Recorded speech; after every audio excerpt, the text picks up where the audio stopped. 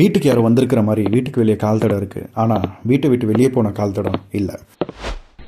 வீட்டோட பரணை மேலே யாரோ இருக்கிற மாதிரி நடக்கிற மாதிரி சத்தம் கேட்டுகிட்டே இருக்குது. பேசுகிற சத்தம்லாம் கேட்குது. ஆனால் போய் பார்த்தா யாருமே இல்லை. வீட்டோட ஒரு செட் ஆஃப் சாவி தொலைஞ்சு போச்சு. ஆனால் வீட்டில் இருக்கவங்க யாருமே அதை எடுக்கலை. இந்த மாதிரி ஒரு வீட்டில் இந்த விஷயம்லாம் தெரிஞ்சால் நீங்கள் என்ன பண்ணுவீங்க? ஸோ ஜெர்மனியவே ஒழுக்கின ஒரே ராத்திரியில் ஒரே குடும்பத்தில் 6 பேரை கொலை பண்ண ஒரு மர்டர் மிஸ்ட்ரி கேஸை பற்றி தான் நம்ம இன்றைக்கி பார்க்க போகிறோம். ஸோ 100 வருஷங்கள் தாண்டியும் இது one of the most unsolved and mysterious murder case.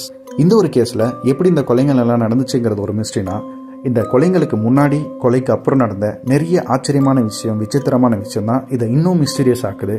இதனால தான் இது one of the unsolved mysterious cases. இதில் ரொம்பவே விசித்திரமான விஷயம் என்னென்னா, இது அட்லீஸ்ட் ஒரு மனுஷன் பண்ணனா இல்லை ஏதாச்சும் அமானுஷ்யம் சக்தி இதுக்கு பின்னாடி இருக்காங்கிறத கூட எதையுமே எக்ஸ்பிளைன் பண்ண முடியல இந்த ஒரு கதையில். So welcome to explore with Charan. இன்னைக்கு நம்ம பார்க்க போகிறது த ஹிண்டர்கைஃபெக் மர்டர் கேசஸ் பற்றி தான்.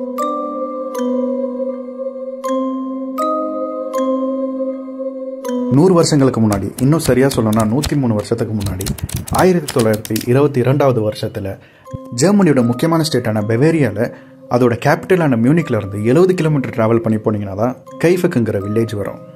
இந்த கைஃபெக்குங்கிற வில்லேஜுக்கு பின்னாடி இருக்கிற காட்டை தாண்டி தான் இந்த ஒரு ஃபார்ம் இருந்துச்சு. ஸோ கைஃபெக்குங்கிற வில்லேஜுக்கு பின்னாடி இருந்த கிராமம் இதுதான் இன்டர் கைஃபெக்னு சொல்லுவாங்க. ஸோ இன்டருக்கு அர்த்தம் பின்னாடி, அதாவது கைஃபெக் கிராமத்துக்கு பின்னாடி இருந்த ஒரு ஃபார்ம் தான் இந்த ஒரு ஃபேமிலி இருந்த வீடு.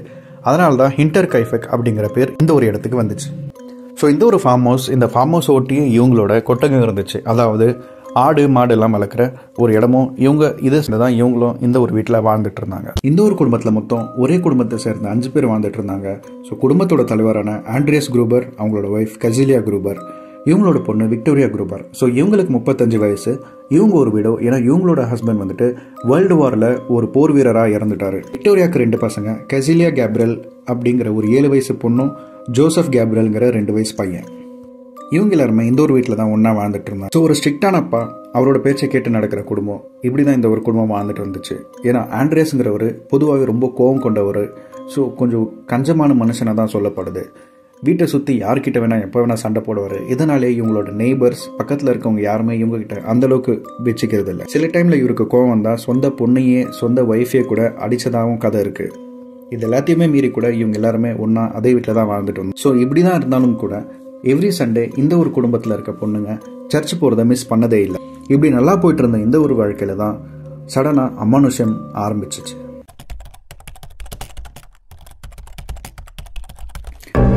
சம்பவம் ஒன்று. ஜெர்மனி ஒரு குளிர் பிரதேசங்கிறதுனால இங்கே அடிக்கடி ஸ்னோஃபால் நடக்கும். ஸோ ஸ்னோஃபால்னா பனி பொழியும் ஜம்மு காஷ்மீர் மாதிரி. ஸோ இந்த மாதிரி பனி பொழிகிற ஒரு நாளில் தான் ஆண்ட்ரியஸ் குரூப்பர் வீட்டை விட்டு வெளியே போகிறதுக்கு கதவு திறக்கும் போது தூரத்துல இருந்து வீடு வரைக்கும் நடந்து வந்த ஒரு பூட், ஒரு ஷூ போட்டுட்டு வந்த கால் தடயம் இருக்குது. ஆனால் வீட்டை விட்டு வெளியே போன தடயம் இல்லை. ஸோ இது கிராமத்துக்கும் பின்னாடி தனியாக இருக்கிற ஒரு ஃபார்ம் ஹவுஸுங்கிறதுனால வீட்டை சுற்றி நிறைய இடம் காலியாக தான் இருக்கும். ஸோ அதனால் கால் தடயம் ரொம்பவே கிளியராக தெரிஞ்சது. ஸ்னோஃபால் டைமில் பூட்ஸ் தான் யூஸ் பண்ணுவாங்க. ஸோ நார்மலாக நம்ம ஷூ இல்லை. ஸோ பூட்ஸ்னால் வாட்டர் ப்ரூஃபாக இருக்கிற ஒரு விஷயம். ஸோ இந்த மாதிரி ஒரு ஷூவை ஸ்னோஃபாலில் இருக்கிற ஏரியாஸில் இருக்க ஆளுங்க தான் யூஸ் பண்ணுவாங்க. ஸோ அந்த மாதிரி ஒரு பூட் கால் இந்த ஸ்னோஃபால் ஃபுல்லாகவே ஒரு பள்ளமாக ஷூவோட தடயம் கிளியராக வீடு வரைக்கும் வந்தது இருக்குது. ஆனால் வீட்டுக்கு வெளியே ரிட்டர்ன் போன தடயமே இல்லை. ஸோ இதுலேயே யாரோ ஒருத்தர் வீட்டுக்கு வந்திருக்காங்கங்கிறது இவருக்கு புரியுது. இருந்தாலும் இதை விட்டுடுறாரு. வீட்டோட பரணை. ஸோ 1922ங்கிறதுனால அப்போ இருக்கிற வீடு எல்லாமே கொஞ்சம் ஏன்ஷியண்ட்டாக ரொம்பவே விண்டேஜாக தான் இருக்கும். ஸோ நம்ம கிராமங்கள்லேயே கூட இப்போ கூட நிறைய கிராமத்தில் போனீங்கன்னா வீட்டுக்கு மேலே பரணன்னு ஒரு இடம் இருக்கும். அதாவது ஓடு வீடுகளில் வீட்டுக்கு மேலே ஒரு ஸ்பேஸ் இருக்கும். ஸோ ஓட்டுங்களுக்கு அடியில் ஒரு சின்னதாக ஒரு ட்ரையாங்கிள் ஷேப்பில் ஒரு இடத்த விட்டுருப்பாங்க. ஸோ இந்த ஒரு இடத்துல தேவையான முக்கியமான பொருட்களை ஸ்டோர் பண்ணி வைப்பாங்க. ஸோ இந்த மாதிரி ஒரு பரணை இவங்க வீட்லேயும் இருந்துச்சு. ஸோ இந்த ஒரு பரணையில் அடிக்கடி யாரோ நடக்கிற மாதிரி, யாரோ பேசுகிற மாதிரி சத்தம் ஆண்ட்ரியஸ் குரூப்பருக்கு கேட்டுகிட்டே இருந்திருக்கு. ஸோ இது எல்லாத்துலேயுமே டிஸ்டர்ப் ஆகி அவரும் அடிக்கடி இந்த ஒரு பரணையை சர்ப்ரைஸாக போய் ஓப்பன் பண்ணியெல்லாம் பார்த்துருப்பாரு. பட் எப்போ போனாலுமே இந்த ஒரு இடத்துல யாரும் இருக்கிற மாதிரி ஒரு தடையாக இருந்ததில்லை. பரணை என்னதான் ரொம்ப பெருசாக இருந்தாலுமே கூட பரணையில் அந்தளவுக்கு பொருள் இல்லாததால் யாருமே ஒளிஞ்சு கூட விளையாட முடியாது. ஸோ ஒரு முறை ஏறி போய் பார்த்தாலே கிளீனாக பரணையில் யார் யார் இருக்காங்கிறது கிளியராக தெரியும். ஆனால் வேலை யாருமே இல்லை. பட் இதுக்கப்புறமும் கூட இந்த ஒரு சத்தம் அவரை டிஸ்டர்ப் பண்ணிகிட்டே இருந்தது. சம்பவம் 3. ஸோ வீட்டோட பூட்டை யாரோ உடைக்க ட்ரை பண்ண மாதிரி ஒரு அடையாளம் அந்த பூட்டில் இருக்குது. ஸோ பூட்டை வந்துட்டு யாரோ தப்பான ஒரு சாவிலையோ இல்லை வேற ஏதோ ஒரு விஷயத்தாலேயோ உடைக்கிறதுக்கோ இல்லை திறக்கிறதுக்கோ ட்ரை பண்ணியிருக்கிறது அந்த பூட்டில் தெளிவாகவே தெரியுது. சம்பவம் நாள் வீட்டோட 2 செட்டு சாவியில் ஒரு செட்டு சாவி ஆண்ட்ரியூஸ் குரூபர் கிட்ட இருந்துச்சு. ஆனால் இன்னொரு செட்டு சாவி யார்கிட்டயுமே இல்லை. ஸோ இது தொலைஞ்சு போயிருக்கு. பட் வீட்டில் இருக்கவங்க யாரும் எடுக்கலை, வீட்டுக்கு யாரும் வரவும் இல்லை. அதனாலேயே இந்த ஒரு விஷயத்த இன்னும் ஆண்ட்ரியஸ் ரொம்பவே யோசிக்க ஆரம்பிக்கிறாரு. சம்பவம் அஞ்சு இந்த வீட்டில் கிடைச்ச சடனாக ஒரு நாள் ஆண்ட்ரியஸ் குரூபர் வீட்டில் ஒரு நியூஸ் பேப்பர் இருக்குது. இந்த ஒரு நியூஸ் பேப்பர் மியூனிக் கிடைக்கிற நியூஸ் பேப்பர். அதாவது இந்த ஒரு ஊருக்கு 70 கிலோமீட்டர் தள்ளி இருக்கிற பெவேரியோட கேபிட்டலான மியூனிக்கில் பிரிண்ட் ஆகிற நியூஸ் பேப்பர். என்னதான் இவங்க டெய்லி நியூஸ் பேப்பர் படிக்கிற ஒரு ஃபேமிலி இருந்தாலுமே கூட இந்த ஒரு நியூஸ் பேப்பரை அவங்க வாங்குறதும் இல்லை, இந்த ஒரு நியூஸ் பேப்பர் அந்த ஒரு ஏரியாவில் கிடைக்கிறதும் இல்லை. ஸோ வீட்டில் இருக்கிற மற்ற ஆளுங்ககிட்டையும் ஆண்ட்ரியஸ் இதை செக் பண்ணி பார்க்குறாரு. பட் யாருமே இப்படி ஒரு நியூஸ் பேப்பர் எடுத்தது வந்ததாகவும் இல்லை இந்த ஒரு நியூஸ் பேப்பர் முன்னாடி படித்ததாகவும் இல்லவே இல்லைன்னு தீர்த்து சொல்கிறாங்க. இந்த ஒரு கொலை நடக்கிறதுக்கு முன்னாடி ஒரு டைம் ஒரு சண்டேல இந்த குரூபர் ஃபேமிலி சர்ச்சுக்கு போகும்போது என்னதான் கஞ்சத்தனமாக எப்போவுமே கம்மியான காசை காணிக்கையாக போட்டதா இருந்தாலுமே கூட இந்த ஒரு சண்டேல இந்த ஒரு ஃபேமிலி ரொம்ப காசை காணிக்கையாக போடுறாங்க. இதை எல்லாருமே ஆச்சரியமாகவே பார்த்தாங்க. இது மட்டும் இல்லாமல் ஏதோ ஒன்று ரொம்ப பெருசாக தப்பாக நடக்க போகுது அப்படிங்கிறத இந்த குடும்பம் அந்த ஒரு சர்ச்சில் யார்கிட்டயோ சொல்லிட்டு வந்திருக்காங்க.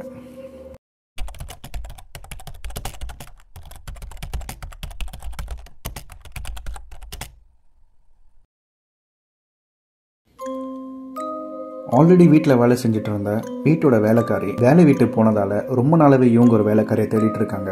ஸோ இந்த ஒரு டைமில் தான் 44 வயசான மரியா இந்த ஒரு வீட்டுக்கு வேலைக்கு வராங்க.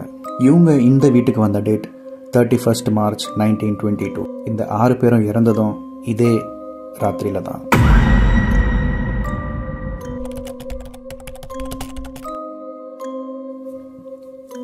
ஏப்ரல் 4 1922. ஸோ 4 நாளாக இந்த வீட்டில் இருந்து யாருமே வெளியே வரல. இவங்க வீட்டில் இருக்க பசங்க ஸ்கூலுக்கு போகல, சர்ச்சுக்கும் யாரும் வரல. ஸோ இது எல்லாத்தையுமே சந்தேகப்பட்டு இந்த ஒரு வீட்டுக்கு சுற்றி இருக்கிற நெய்பர்ஸ் ஒருத்தராக உள்ள ஒன்றா நுழையிறாங்க. ஸோ இப்படி நுழைஞ்சு ஹாலில் கிச்சனில் எங்கே பார்த்தாலுமே யாரையுமே இல்லை. இப்படியே மெதுவாக ஆடு மாடெல்லாம் கட்டியிருக்கிற அந்த ஒரு பார்னுக்குள்ளே போனால் சின்னதாக ஒரு வைக்கப்போர். ஸோ அந்த வைக்கப்போர் இந்த ஒரு வைக்கப்போரை சைடு பண்ணி கொஞ்சம் கொஞ்சமாக பார்த்தா மொத்தமாக 4 பிணங்கள். ஸோ ஊரே அதிர்ச்சி ஆகுது, ஆச்சரியமாகுது. ஸோ இப்படி பார்த்துமே கூட இன்னும் சில பேர் இப்படியே வீட்டுள்ளனும் நுழைகிறாங்க. வீட்டுள்ள போனால் அங்கே ஒரு 2 டெட் பாடிஸ். ஸோ இது எல்லாத்தையுமே பார்த்ததுக்கப்புறம் கூட இந்த க்ரைம் சீனை விட்டு எல்லாருமே வெளியே வரல. ஸோ கொஞ்சம் கொஞ்சமாக அங்கே இங்கேன்னு சுற்றி கடைசியாக தான் போலீஸ் கம்ப்ளைண்ட் பண்ணுறாங்க. ஸோ போலீஸ் கம்ப்ளைண்ட் பண்ணும்போது இன்வெஸ்டிகேஷன் டீம் அந்த ஒரு இடத்துக்கு வருது. அங்கே வரும்போது ஆல்ரெடி ஜனங்க மொத்தமாக எல்லா சைடுமே சுற்றிட்டு இருக்காங்க. ஸோ இதுக்கப்புறம் இவங்க எல்லாருமே ஒருத்தராக கிளியர் பண்ணிவிட்டு இந்த ஒரு இன்வெஸ்டிகேஷன் டீம் இந்த ஒரு வீட்டுக்குள்ளே நுழையும். ஸோ அந்த ஒரு ஃபார்ம் ஹவுஸ்க்குள்ளே போனால் வைக்க போகிற சைடு பண்ணால் அவங்களுக்கு கிடைக்கிறதா மொத்தம் 4 டெட் பாடி. 7 வயசு கெசிலியா கேப்ரியல், அவங்க அம்மா விக்டோரியா கேப்ரியல், அவங்களோட அம்மா கெசிலியா குரூபர் அண்ட் வீட்டோட தலைவர் ஆண்ட்ரியஸ் குரூபர். ஸோ இவங்க எல்லாருமே ஒன்றோட ஒன்றா மேலே போட்டு வைக்க போகிறால கவர் பண்ணி வச்சுருக்காங்க. இங்கேருந்து இப்படியே வீட்டுக்குள்ளே கொஞ்சம் கொஞ்சமாக இன்வெஸ்டிகேஷன் பண்ணிட்டு போனால் தான் தெரியுது. அன்றைக்கி தான் முதல் நாள் வேலைக்கு சேர்ந்த அந்த ஒரு மரியாவும் அவங்களோட பெட்லேயே இறந்து போய் கிடக்குறாங்க. 2 வயசு குழந்தை தன்னோட சின்னதாக இருக்கிற அந்த தொட்டிலில் மூஞ்சி செதஞ்சபடி இறந்து போய் கிடக்கு. ஸோ இது எல்லாத்தையுமே பார்த்த இன்வெஸ்டிகேஷன் டீம் ரொம்பவே பதறாங்க. ஆட்டோப்சி டீமுக்கு இன்ஃபார்ம் பண்ணுறாங்க. ஸோ ஃபாரன்சிக் டிபார்ட்மெண்ட் வந்து எல்லா விஷயத்தையுமே கலெக்ட் பண்ணுறாங்க. ஆட்டோப்சி டீம் எவிடன்ஸை கலெக்ட் பண்ண ட்ரை பண்ணுது. கடைசியாக ஆட்டோப்சி ரிப்போர்ட் வருது. ஸோ இந்த ஒரு ஆட்டோப்சி ரிப்போர்ட்டை பார்த்ததுக்கப்புறம் இன்வெஸ்டிகேஷன் டீமே ஷாக் ஆகுது. ஏன்னா அப்படி ஒரு ஸ்பைன் சில்லிங் மர்டர் இது. இந்த ஒரு கொலையில் ஃபஸ்ட்டு இருக்கிற அந்த ஒரு க்ரைம் ஸ்பாட்டான 4 டெட் பாடிஸ். ஸோ இந்த ஒரு 4 டெட் பாடிஸ் ஒன்னோட ஒன்று மேலே வச்சு வைக்க பொருளை கவர் பண்ணியிருந்தாலுமே கூட இந்த ஒரு டெட் பாடிகளை கொலை பண்ண வந்தவன் ஒருத்தரையாக தனித்தனியாக தான் இந்த ஒரு இடத்துக்கு கூப்பிட்டுன்னு வந்து கொடூரமாக கொலை பண்ணி சாவடிச்சிருக்கான். ஸோ அதுக்கப்புறம் மறுபடியும் இன்னொருத்தர் கூப்பிட்டு வந்து அவங்கள சாவடிச்சு இவங்க மேலே படுக்க வச்சிருக்கான். ஸோ இப்படி தான் 4 பேரையுமே இவன் கொலை பண்ணியிருக்கான். கொலை பண்ணதுக்கு யூஸ் பண்ணது ஒரு கோடாலி மாதிரியான ஒரு விஷயம். ஸோ இந்த ஒரு வெப்பன் கடைசி வரைக்கும் கிடைக்கவே இல்லை. இருந்த எல்லா டெட் பாடிக்குமே தலையில் ஹெவியான இன்ஜுரி. இந்த 4 டெட் பாடியிலுமே ரொம்ப கொடூரமான விஷயம் என்னென்னா அந்த 7 வயசு சின்ன பொண்ணு கெசிலியா கேப்ரியல். ஸோ இந்த ஒரு பொண்ணு அடி வாங்கின உடனே சாகலை. ஸோ அடி வாங்கினதுக்கு அப்புறமும் கூட அந்த வலியில் அந்த பயத்தில் தன்னோட முடிங்களை தன்னோட கையாலே பிடிச்சி இழுத்து இழுத்து இழுத்து ஒரு முடியாக வெளியே வர அளவுக்கு அந்த வலி கூட தெரியாத அளவுக்கு பயத்திலேயே இந்த ஒரு பொண்ணோட உயிர் போயிருக்கு. ஸோ இந்த 44 வயசான முதல் நாள் வேலைக்கு சேர்ந்த இந்த ஒரு லேடி இவங்களும் அவங்களோட பெட்லேயே இருந்து கிடந்தாங்க. இவங்களோட மண்டையிலையும் ரொம்பவே பலமாக இந்த ஒரு கோடாரியால் அடிக்கப்பட்டிருக்கு. ஜோசப்ங்கிற அந்த 2 வயசு குழந்தைக்கு மட்டும் மூஞ்சியை மொத்தமாக சேதப்படுத்தி அந்த ஒரு கோடாரியால் மூஞ்சிலே அடிக்கப்பட்டு கொலை பண்ணியிருந்தாங்க. ஆல்ரெடி இந்த கேஸில் நிறைய அவிழ்க்க முடியாத முடிச்சு போட்டிருந்தாலுமே கூட இந்த ஒரு வீட்டை சுற்றி இருக்கிற நெய்பர்ஸோட ஸ்டேட்மெண்ட்ஸை கேட்க இது மேலே நிறைய முடிச்சு இன்னும் போட்டுகிட்டே போகிற மாதிரி தான் ஆகிடுது. ஸோ இது எல்லாமே தெரிஞ்சுக்கணுன்னா ப்ளீஸ் வெயிட் ஃபார் பார்ட் 2.